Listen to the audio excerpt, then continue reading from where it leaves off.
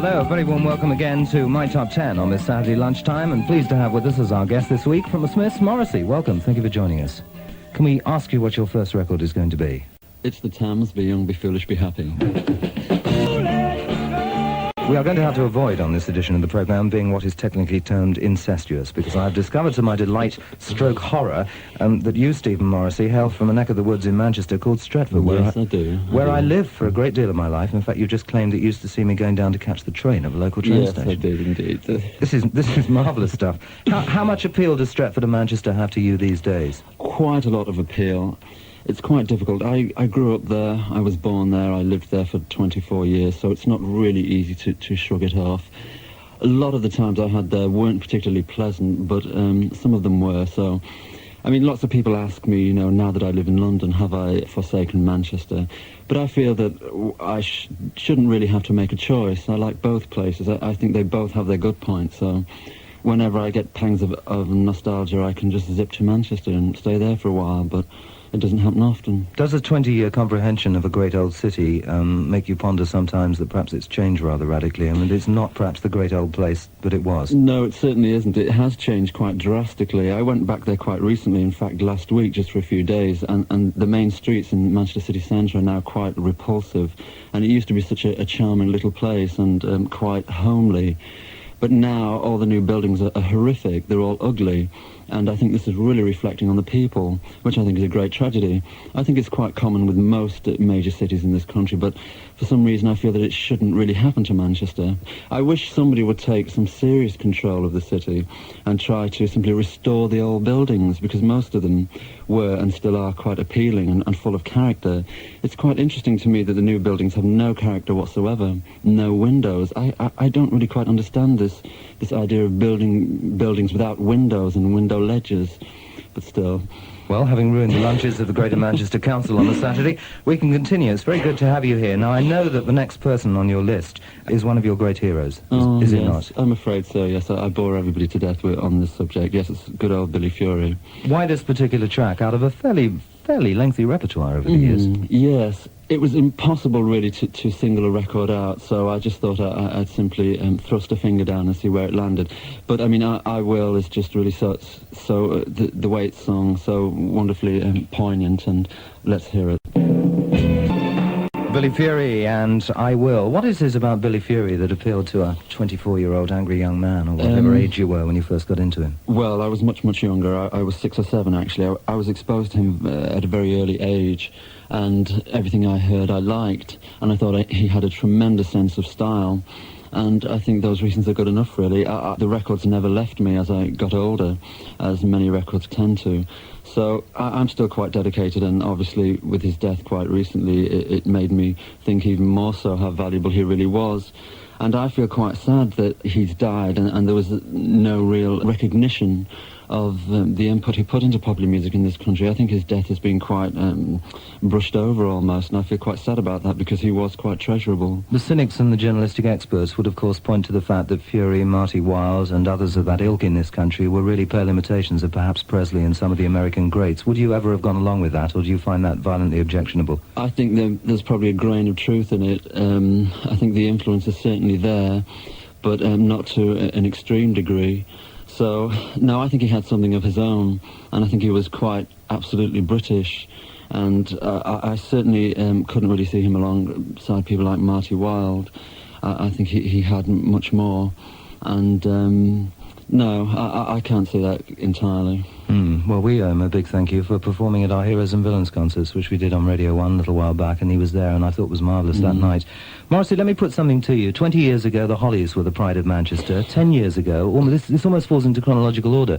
10 years ago, 10cc were very much top of the Manchester music scene, and now in 1984, 20 years on, here you are with the Smiths. Yes. Does a statement like that have any appeal to you, or do you see it of total irrelevance? It has absolute relevance. It has some appeal. I'm very aware of the musical history of Manchester, and I think lots of people should be terribly proud of it. And it's just really very pleasing to finally, with the Smiths, contribute something to it and be a part of it. It's just a great endless thrill. And although many people who have sprouted from Manchester, who I wouldn't perhaps feel a kinship with, I'm just really quite proud that the city has been so productive anyway. And the interesting thing, of course, is that certainly citing the Hollies in the 60s and yourselves in the 80s, there is, of course, this great competition between that little place down the end of the East Lancs Road called Liverpool. Yes. But I think both places can exist quite amiably together. I think Liverpool has a great deal to offer, and I'd hate any rivalry with the cities to occur. No, I think both places are incredibly productive and should be applauded. People who are fairly strong on spotting accents will doubtless realise that somewhere in you is quite a bit of Irish. Yes. Let's just talk about the roots for a moment and what they mean to you, if they mean anything much at all. Yes, my parents come from Dublin. In fact, all members of the group have Irish roots, as it were, which has found us great favour over there because of that, and the music, of course. But yes, I mean, I'm quite proud of that also. Let's continue with the music, and track number 3 from a singer that I don't think we've ever featured on Right Up 10 before, which is great. Thank you for picking these records. Timi, Yuro, fill me in on why we're playing this. Well, again, I grew up with Timi Yuro. She was instilled into me at a very early age. I realised very quickly I heard a great deal of her material. Her voice is quite immaculate, incredibly powerful. I could never understand why she didn't gain more attention than she actually did. Her most famous song was Hurt, and I think it was revived in the early 70s by a group called the Manhattans. That's right. Which I think was the highest attention it ever received. This track, Insult to Injury, I've never heard it on the radio. I've never heard her on the radio, so this will be quite a tender few minutes. Insult to Injury from Timi Yuro. Morrissey, I must ask you, who or what is the catalyst to songs like this being in the background of your mind? I mean, who did you hear them on the radio? Was it relations that... No, my mother was quite dedicated to Timi Yuro, and that's from whence it came. Does this mean that you come from a musical family, or just an appreciative? I do indeed come... Well, appreciative, I suppose. There were lots of young people in the family, and they were very aware of music, you know, teenagers, so that I benefited a great deal from that because I got lots of music exposed to me. Were school days a horror story? Would that be the right way of putting it? I mean, I've got the impression from things I've read that perhaps you and school didn't quite intertwine in the way they perhaps could have done. No, we never did. I don't know what to say on this point, but except, yes, I suppose it really was a horror story. I tried to avoid it as much as possible, but on the days that I was forced to go in, I can't remember any pleasurable experiences whatsoever. You spent a great deal of time on your own, didn't you, really? I mean, you seemed to me to have been somebody who, by force of circumstances, had to enjoy your own company. Yes, which was quite enjoyable sometimes. It's quite productive of you, especially because I realised at an early age that I did want to do what I'm doing now, and therefore by being quite secluded and thinking and planning, it proved to be a very productive period of self-development. And so, in an absolutely perverse way, I almost quite appreciate the kind of isolation that I went through. It's proved ultimately to be quite a weapon, almost. Could you put your hand on your heart and tell me that 10 years ago you could actually see yourself in the position that you're in now, being interviewed on the radio? Absolutely, yes.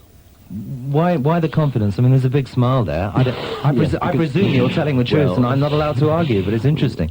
Yes, I am telling the truth. You might not believe me. I don't know. I had this really curious foresight that everybody thought was insanity. Coming from the background that I did, it really seemed that the only way off the old council estate was to go into popular music or through sport some way.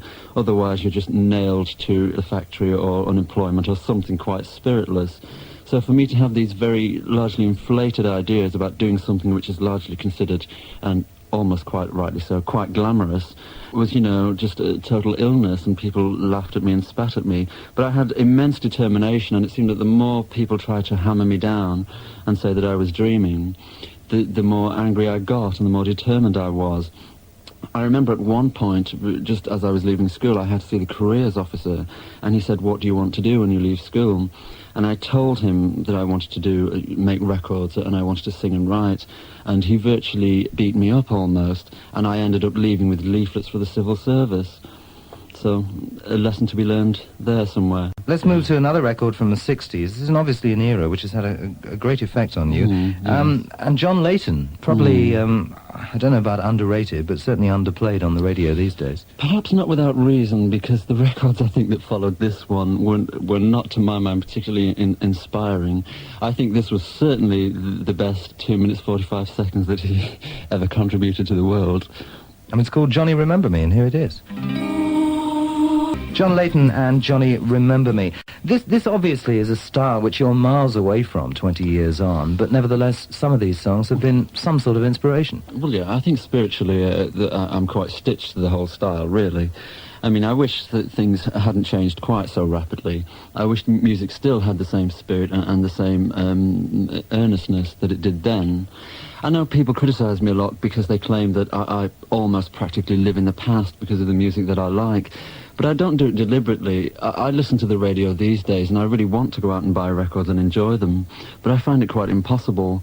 But nonetheless, I'm still listening for something new that I like. Do you think perhaps that I mean, I've been criticised, and I think a lot of my colleagues here at Radio 1 have had the same sort of slings and arrows thrown at them by harking back constantly to the 60s because, quote, it was such a good era. Now, was it such a good era musically, or was it such a good era from the point of view of people getting value for money? And obviously this is prior to decimalisation and all the rest of it. I wonder sometimes what the real root of the praise for the 60s is. I think perhaps one factor certainly is because certainly with British popular music it was really happening for the first time, and there was lots of excitement that hadn't existed before, and young people were quite free and they were spending money and buying their own records, and it was like something quite personal and private that you had and nobody else had, even though of course they did, but it was something quite private. And I think people have lost that zest, even though today we have 12-inch records, remixes, extended versions and picture discs or whatever. I don't think the whole idea of buying records is still the same, that people buy records and say, well, yes, this is a part of me. I think records have become quite disposable. I'd like to get back to the spirit where records, certainly singles, were absolutely treasurable items, and that they were very dear to the heart and they were irreplaceable, and you put them in your collection and they were there to stay instead of being, sold 2 weeks later at some record exchange. And I think that spirit's gone, and I wish it would return. Music from the 60s, and I gather as well films from the 60s. I mean, if I were to proffer you the name of a well-known native of Salford, as he was in those days, Albert Finney, would that mean much to you? Everything to me, absolutely everything. Well, let's talk about that after our next record, because while all the good things that were happening here in the 60s were going on, over in France there were only really two names that were ever in the frame. One was Johnny Halliday, and the other was the lady who was about to sing for us. Why Françoise Hardy? Why indeed? I don't know. It's the record itself more, I suppose, than Françoise. She made lots of blunders. I think this was her prima moment.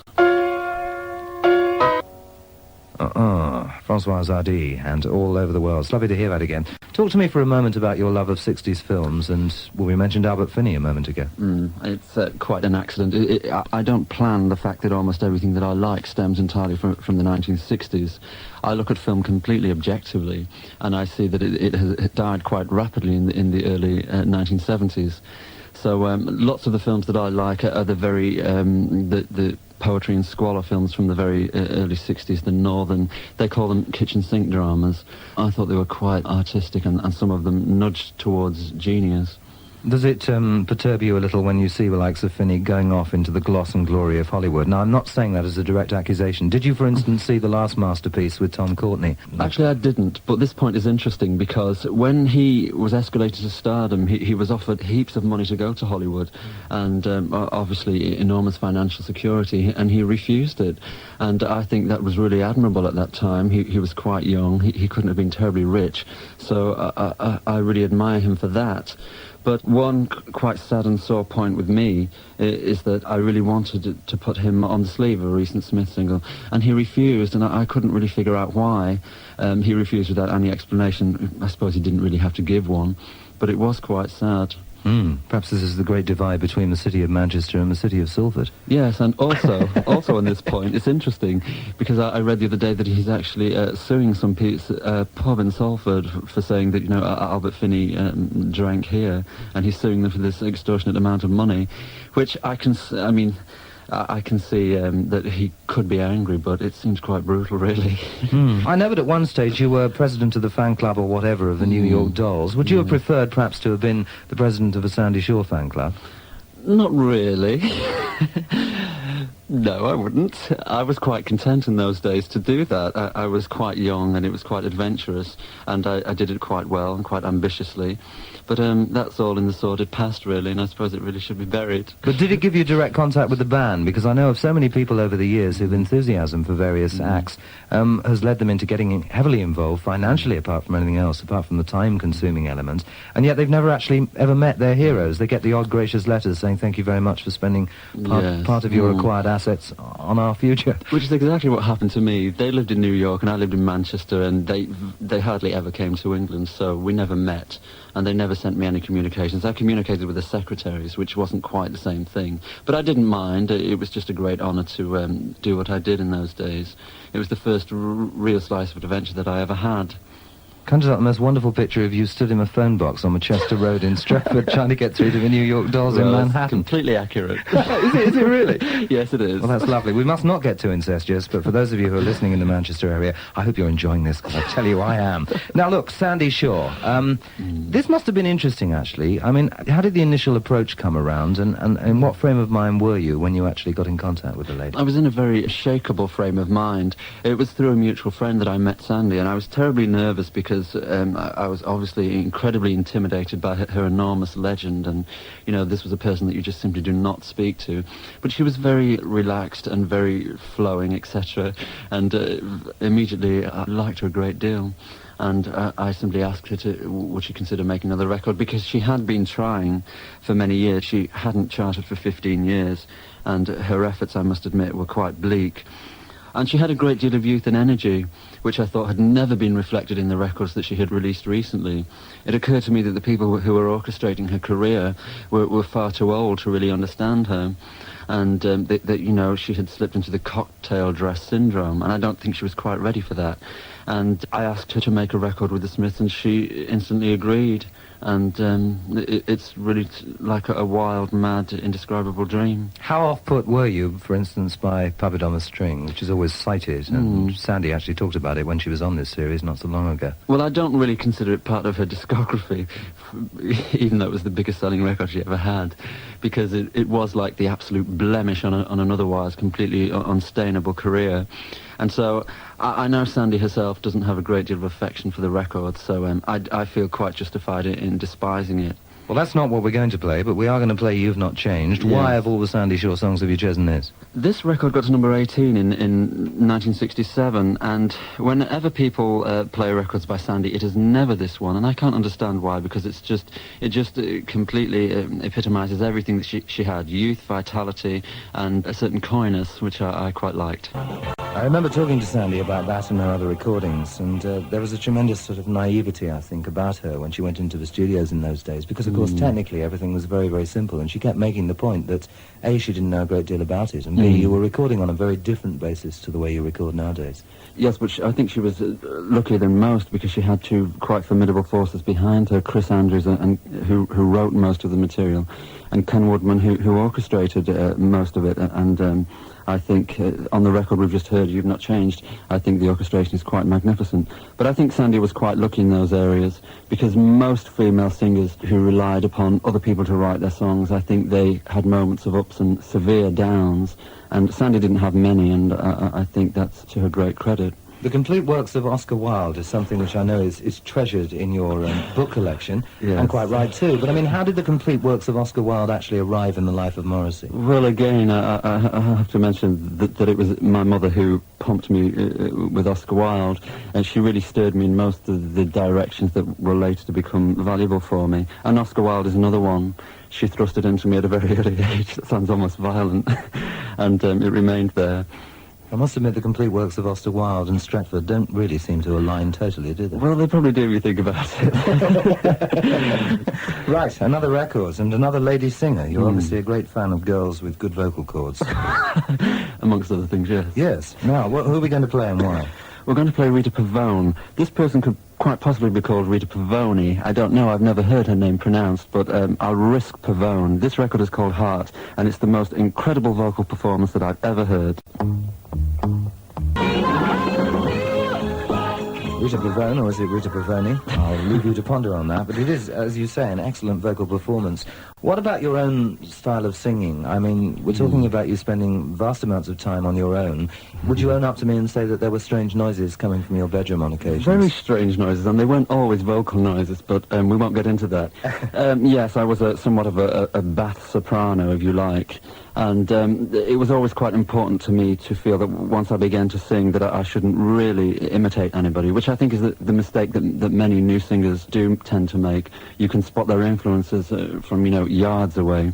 So it was really quite important to me just to sing completely naturally, even if sometimes it means that I sing flat. I don't mind that, as long as it sounds natural and quite urgent and quite genuine. Of the Smiths' repertoire, which has become available publicly, how many of the songs that we've got to know over the last few months are songs which are relatively fresh from the point of view of you actually writing them? Or is there anything there which has been lurking around for a long time? Is there anything from that deep and distant period which has actually come to fruition? Well, the words, certainly, I write the words, and yes, they certainly all, most of them stem from, 5 years, 6 years, and I collect lines and interesting quotes, etc., and I shove them all into books, and I keep them.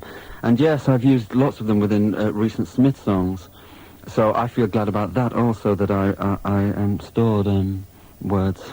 Sounds ridiculous. Words. No, but I mean, everybody does it. I mean, some of the great popular music songwriters down the years have claimed that pieces of paper, old exercise books, and the back of bills, what have you, have contained some lyrics which are now legendary and known to all of us. Yes, of course. Which, I mean, I think it's really quite wise, for me at least, to carry a notepad around, because I get spasms of curious influence at the most irregular times. But I'm not saying that I simply drain, everybody else's ideas. I certainly don't do that. It sounded almost like that. But no, I find that it's always quite physically necessary to be in walking distance of, a pen and a piece of paper. Where did the Smiths actually play in the early days? Was it easy to find somewhere publicly to actually perform? It was easy, but we were quite stubborn, and we really quite refused to play in any venue that didn't have some degree of credibility attached to it. We could have done pub circuits and lower club circuits, but I feel that once you get onto that treadmill, you're almost there forever, and people begin to associate you with the pub circuit, which to me isn't, a proud badge to wear. So it was really very important to us just to play very important venues at important times, worthwhile appearances. And so they were very select, but they were always successful. What is the prospect, in your mind personally, of appearing in a large concert hall in front of, let's say, 3,500, 4,000 people? I mean, does that appeal to you at face value, or do you find that a little bit worrying? No, it does appeal greatly, and people tell me that it shouldn't, that the true spirit of the Smiths belongs in smaller venues. But to me, playing in larger venues simply means that more people want to see you, and that's good enough reason to do those venues. And they're always enjoyable. In England, we play to 2,500 to 3,000 seated venues, and they're always just riotously successful. So I can't see any black aspects attached to that syndrome at all. Not so long ago, you played Glastonbury, and I think have publicly admitted that maybe that was a bit of a mistake, because you just couldn't get the feedback from the audience that you'd hoped for. It was a mistake. I think the mistake was playing on a bill where of lots of groups, where obviously they're not all your fans. They don't come to see you simply, they come to see other groups, and I don't like that atmosphere. There does become an atmosphere which creeps in of disinterest, and that does affect the way you feel about what you're doing on the stage, and that was quite apparent at Glastonbury.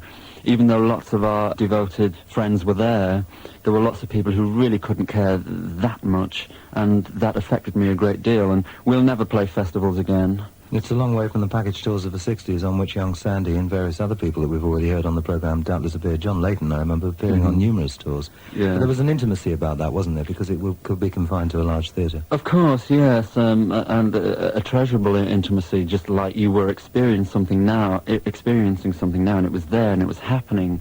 And I think that was quite treasurable, I must say. So, I mean, ultimately there's benefits to both things. I suppose it really depends upon how you perform or how you behave towards your audience, really. I think recently you've been fairly concerned about the music press, and I make a point on this programme of not, if it's possible, even getting into talking about the music press. But do you think it is possible, really, to over-intellectualise the popular music business in 1984? I mean, there are so many philosophers around who print wonderful things about interpretations of lyrics. It happened with the Beatles. It keeps happening.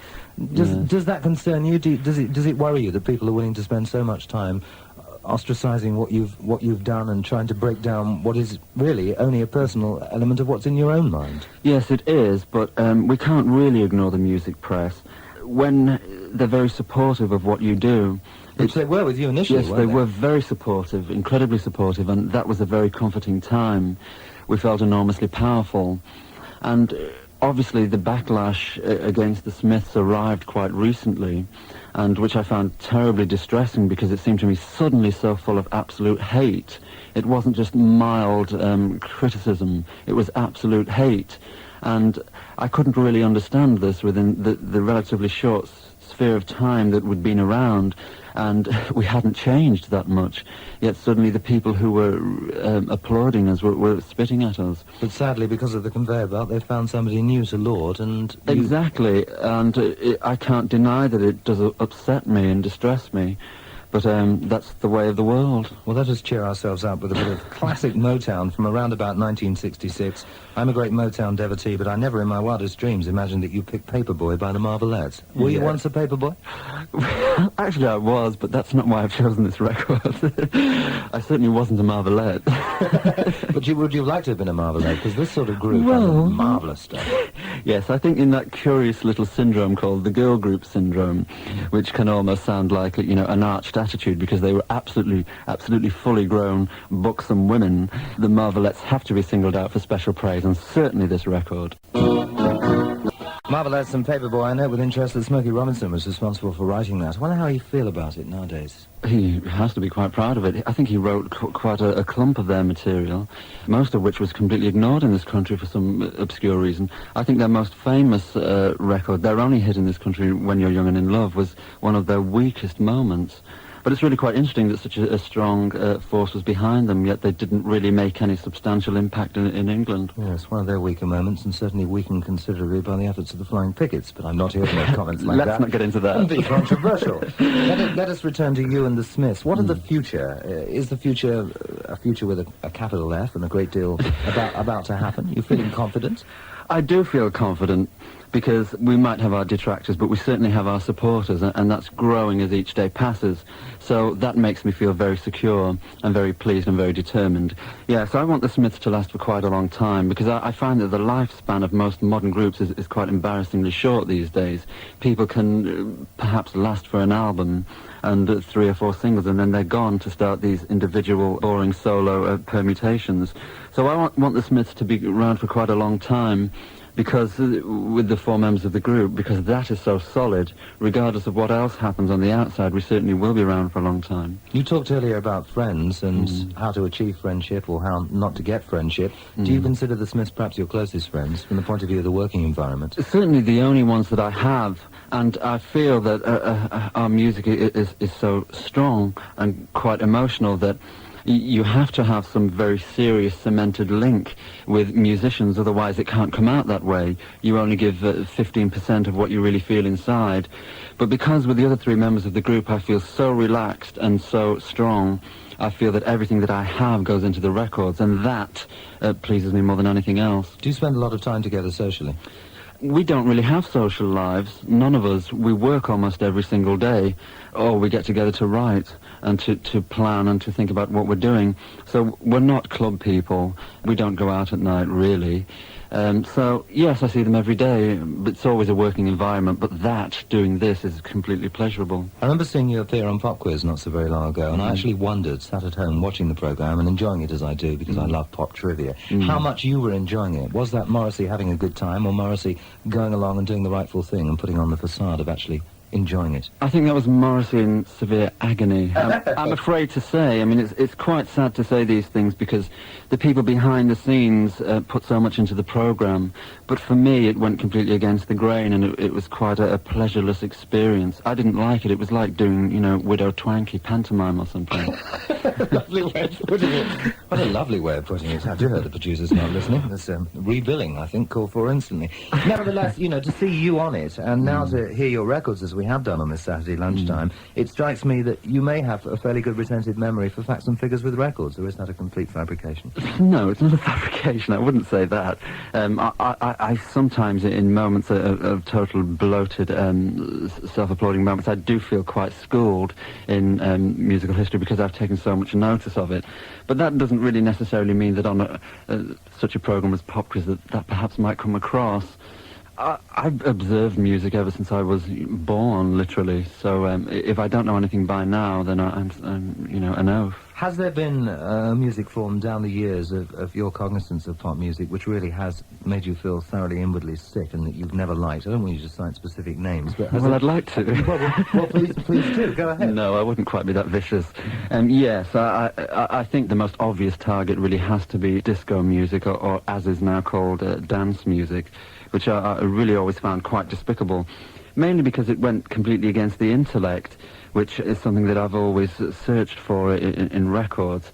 Obviously, it's a terribly physical thing, but that always seems to mean that the records, that the words have to be totally dense, which mystifies me. That's an interesting comment to make, and I'm not being cynical in citing the example. After you've just played Paperboy by the Marvelettes, which of its ilk and its era was some of the finest dance music we've ever heard.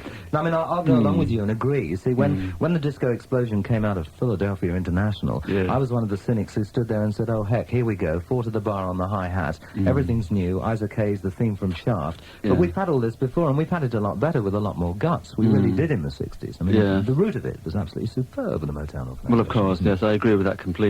But how strange, I don't really align such as Paperboy or the Marvelettes with being, disco or dance for some obscure reason. I mean, to me, I always associate those kind of records with youth clubs in Manchester in the early 70s. The Twisted Wheel, I mean, come on, let's look at the history. Well, I don't remember the Twisted Wheel, I must be honest. But, everybody trying to be very sophisticated about their appearance and whatever. So, I mean, discos, no, I don't associate that kind of thing with them. Do you feel that Morrissey, as a person, is sophisticated in his appearance nowadays? Terribly. Are you happy with your image? Do you concern yourself when you get up in the morning, as you did to come here and record this program, as to how you're looking? Yes, I do, but I think everybody should be like that, regardless of what they do in life. Because, you've only got one body, you have to look after it, and... But there is pressure, is there not, on somebody who is in the entertainment business? There is, yes. To look right on the right occasion. There is pressure to actually have an image, and people tell you that you do have an image, and this is what you represent, and this is how you look, and therefore you must always represent and look this way, which confuses me slightly. But I just do what I've always done. Even if I was, as I was for many years, unemployed, I'd still feel the same way about the way I look. Wise man. And we have as our 9th of the 10 records another lady singer. And this is Sandie Posey. Yes. Why? Good question. I don't know. I love the record. That's fair enough. It's called I Take It Back. I always feel like the Wicked Uncle saying this, but that was on MGM. It was released in 1967, and before hordes of Smith fans start writing in saying, Dear Andy, where did Morrissey get that record? I've given you a starter for probably nothing, because I would imagine it's possibly deleted. Yes, I'm sure it is, yes. Do you think that the 10 records you've chosen, and we just have one to come in a moment, are totally representative of you? I mean, how have you compiled this? Is this just off the top of your head, or are these really all 10 records that mean a great deal to you? Oh, yes. I mean, these are the records that I couldn't possibly exist without, that obviously I possess, and are to me just, like Rembrandt's or something, that priceless to me. You do have a record collection, then? Yes, I do. It's not vast. It's amazing the number of people who actually have come in and publicly admitted that they don't have a record collection. Well, I wonder, what is a record collection? Well, yes, how would you define a record collection? Well, I don't think I can. Let me see. I probably have a clump of about 50 singles. I was never an LP person, really. So I have a clump of 50 singles, which nobody can touch. If that's a collection, then I'm a record collector. But I was never the type of person who liked buying records simply for buying records, as so many people do. It was really important to me that they actually sounded good. How do you actually relax nowadays? I don't, as far as I can recall. No, I don't really. If I said to you, you've got 2 weeks holiday starting now, what would be the immediate reaction that will go through your mind? I'd probably start typing or something. I don't know. I'm not really used to that kind of exercise, actually having a holiday or relaxing. I don't relax, frankly. Does travelling appeal to you? No, almost never. I hate flying, and on the few times that we've been to Europe, I haven't enjoyed it, even though they've been very successful. I don't like being in, strange places and and things like that. I prefer to be, in familiar ground, familiar territory. What about the United States of America? No, I've been there quite a few times. I don't have any mad passion to return. And certainly within the group, it's not our absolute aim to conquer America, as so many people do. We don't really care either way. We've sold lots of records there, which is quite surprising, because we've only ever played once, one date, and they want us back, which is very, very nice. But we don't have any burning, flaming desire to return. Well, I found this conversation very, very interesting indeed, and I hope you will credit me with the fact that we haven't mentioned things that stick out of the back of pockets at all in the course of an hour, and I'm leaving it at that, because I know that you get uptight about it, so we shall say absolutely nothing more, apart from thank you very much. And will you tell us what you're going to close with? I'm a little worried about the title. Well, closing with a very worrying title. It's called Death, and it's by Klaus, Nomi. Is death something that greatly worries you? Not in the least. Well, that's encouraging. Thank you very much indeed for joining us. Thanks so much.